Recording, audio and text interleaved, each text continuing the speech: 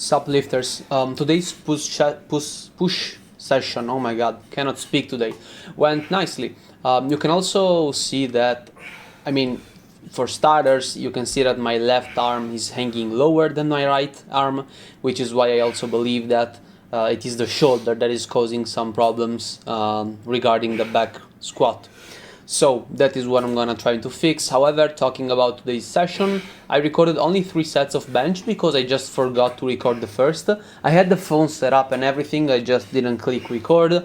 However, once again, I did better than what I did the last time. So I'm progressing and everything is fine. Sky is clear, I'm alive, all is good. So the reps are nice. I feel like that I'm controlling the weight a bit more with every single time I get under the bench and bench. The only thing that I'm kind of bothered with is just my left arm, I don't really know if this is actually creating some kind of muscle imbalances, because when I squat and I feel like that the bar is hanging lower on the left side, I can absolutely feel that my left leg, especially the lower part of the quad, is actually working a lot more than the right one. So I'm pretty sure that there is, look at this grind, by the way, this was one hell of a grind, and that was basically like reps in reserve 0, RPE 10. I mean, I had for sure not another single rep after that. So that was very nice. Also wanted to record my overhead press from both from the sides and also from the back, and you're gonna see from the back that, guess what? Once again, the bar is gonna be hanging towards one single side. So I feel like that I'm progressing nicely, because like the numbers are just going up, all the reps are going up. It's still linear and easy progression. So for now, I don't really have anything to complain about. I mean, I'm perfectly fine with that. Also, you will see that in the 4th set of overhead press, you will see that there was one hell of a grind of a rep. So today I'm really happy with how I pushed myself. I also had an amazing idea, maybe an amazing idea. Let's just say that I had an idea, which is to basically create a giant set within my supersets. So what do I mean by that? I mean that if I have 2 supersets with 4 sets each, I do my first 2 supersets, and then the last 2 supersets of the first superset and the first 2 supersets of the last superset all get together and form one giant set of 4 exercises. So in that way I would have one superset, 2 giant set of 4, and then 2 supersets again.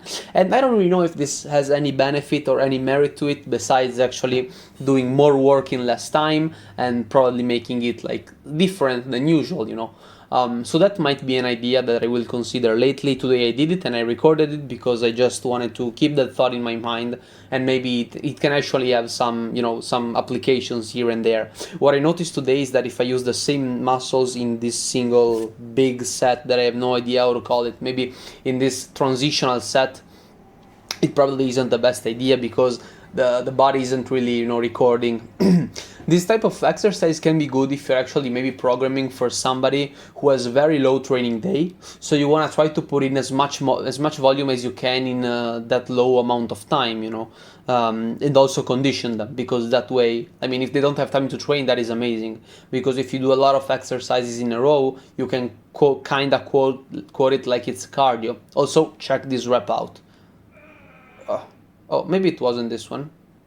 Oh, that was a bummer. I thought that it was such a grind. Inside, I was pretty sure that it was extremely hard. I mean, the rep probably was extremely hard, but I didn't really feel like it was completely killing me. Then close grip Larsen press. I am enjoying it, although it doesn't make too much sense for me, because I mean, the Larsen press is usually good for people who actually use a lot of leg drive when they bench, which is, I believe, is not something that I do. So I am able to push decently with the Larsen press right now. That is not like a real problem. What I like about it, however, is that I really can feel the bigger range of motion, okay? In an ideal world, I will be able to actually do this movement with a couple of dumbbells and on an incline bench, okay? So I will be doing basically dumbbell pushes. I don't really know how it's called. I know the name in Italian, but whatever. In an inclined bench and just do those. That will be amazing. That will be ideal because I will be able to actually get the peak contraction as well as developing my upper chest. However, I don't really like doing it with my current setup, so for now this is what I'm doing. But in an ideal world, I will be doing inclined dumbbell pushes, something like that. I don't really know the name.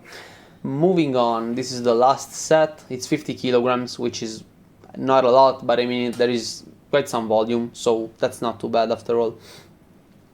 Another thing that I really like about this movement is that it's close grip, so as I said before, there is more range of motion. However, since the hands are closer, there is more inner chest contraction as well as more tricep involvement. And that is why in the day that I do the Larsen press, you will see that my supersets are different and I completely avoid the skull crushers because I've already hammered the triceps for 3 exercises straight. So we move on the first superset, which are Lou raises with forearm curls. Of course, this is sped up.